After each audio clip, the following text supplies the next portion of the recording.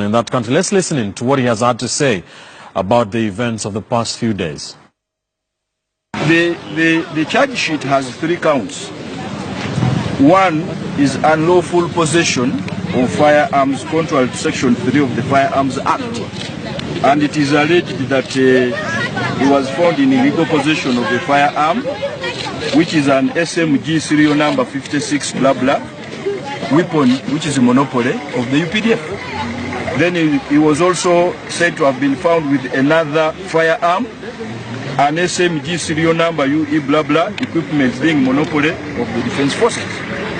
Then he was also said to be in unlawful possession of ammunitions, and that he was in possession of 35 live ammunitions of a caliber of 7.26 blah blah blah, equipment ordinarily being a monopoly of the Defense Forces.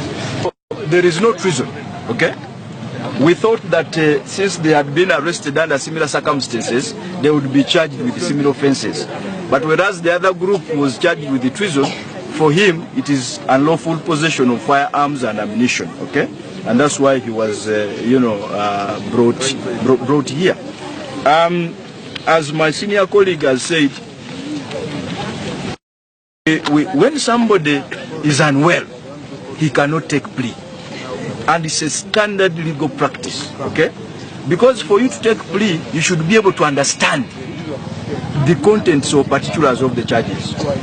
There is no doubt that Honorable Bobi Wine was not in control of his mental faculty because of the excessive torture that he faced. We were surprised that even when he was in solitary confinement, he was still handcuffed. And we were raising it with our colleagues. How do you handcuff a person who is already in solitary confinement in some secluded house? In his condition. In his condition, okay? So it's really unfortunate. Now, the responsibility, the good thing is that the chairman of the General Court Martial has given us assurance that we will have unfettered and unconditional access to him in Machi.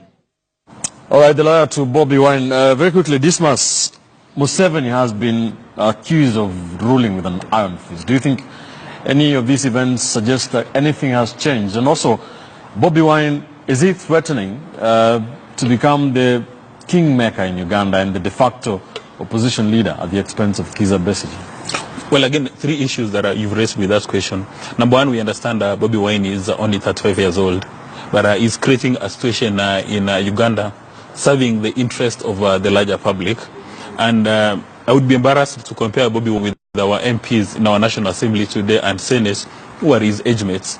They're busy taking selfies with suspects during hearings instead of addressing the core issues. 2, Kenya has got an insurable interest in what happens in Uganda. Whatever affects Bobi Wine affects Kenyans because it's our second biggest trading partner. And as Kenyans, we should be concerned that President Museveni is running the nation in a manner which is unacceptable. And one would have expected that our High Commissioner in Kampala would have actually issued a statement. The way I normally see the US Ambassador or the British High Commissioner issuing a statement in Nairobi, I'm hoping that our High Commissioner in Kampala is going to issue a statement to protest the way they normally say in the strongest terms possible in what is happening in Kampala. And number 3, and probably most important, it's a shame that we have a body by the name Africa Union, because these are the issues Africa Union is supposed to be addressing. Not long ago, we had a similar altercation in Burundi, and the Africa Union was mum. IGAD was mum. They were very quiet. Because the footage coming out of Uganda, the way Bobi Wine is being treated, that he's received a beating that is almost unconscious, that even when he's before a court, he actually doesn't understand that he's in a court. He's beaten, he's swollen, and he's been accused of some charges, and according to his lawyers, which appear to be very frivolous, that you are found with one weapon, and then you are told you're plotting to overthrow the government. Really, that's not possible. And in my view, as Kenyans, we should rise up, give Ugandans all the necessary support they need, because if we don't take care of what is happening at Uganda, then we are going to regret sooner than later. Mark? I am sad. It would have been better if Bobi Wine had received the treatment he had been received, if indeed he was guilty of treason. And let's take Kenya as an example. When Raila Odinga swore himself in as the President of the People's Republic of Kenya, it was a treasonable act. It was an act that would have been gotten him meted with the harshest treatment by the Republic of Kenya. But look at the wisdom of our president and his leadership in deciding that the path of peace was what was best for the nation.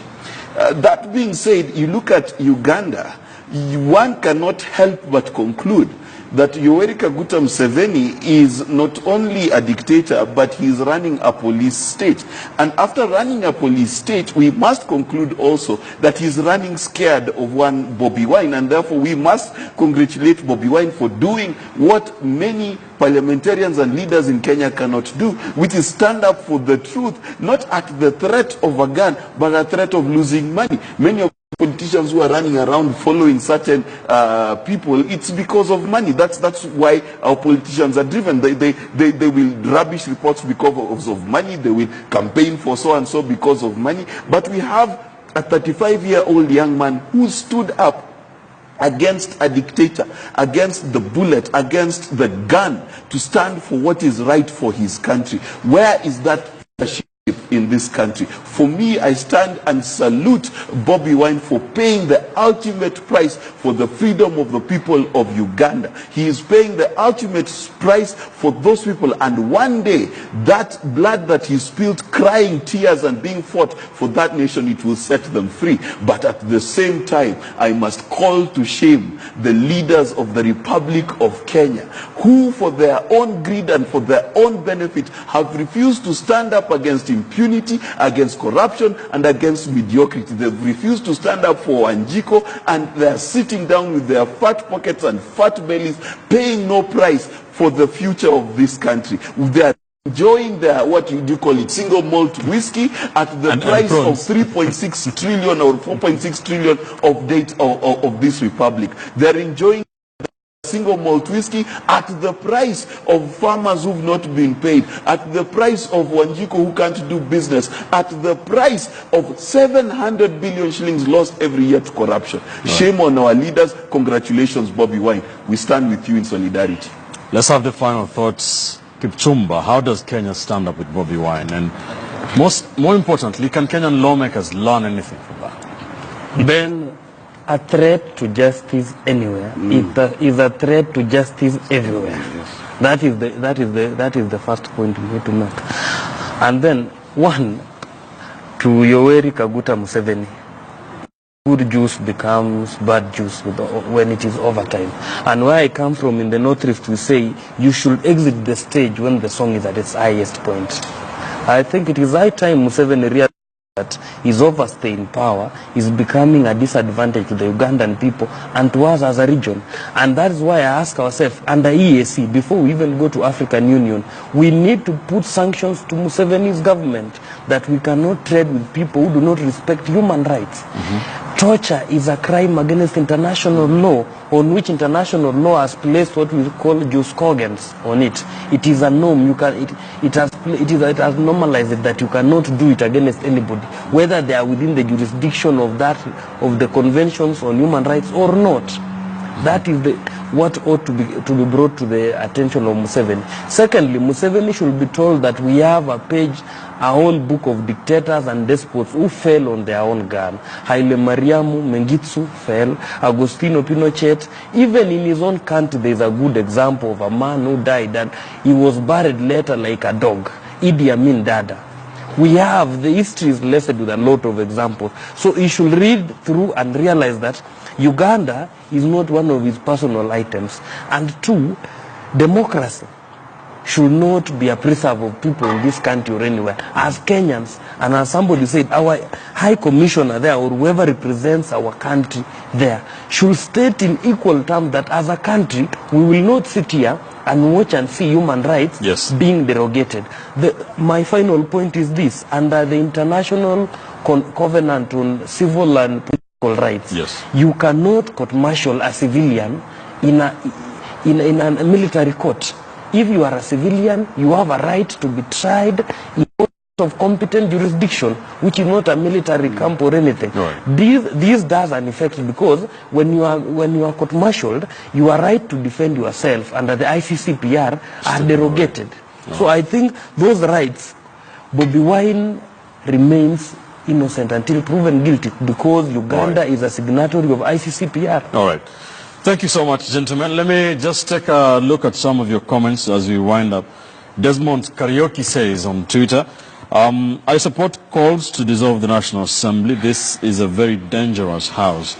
Uhuru Kenyatta should crack the whip. Paul Mungai says, people did not elect Sonko and Waitito, but rather ousted Kidero and Kabogo. That's the grim reality. Mzee Wesley says, praises Dismas. Says, how does Dismas manage being smartly intelligent and calm? It makes the show fearlessly super. Thank you, Wesley, for watching.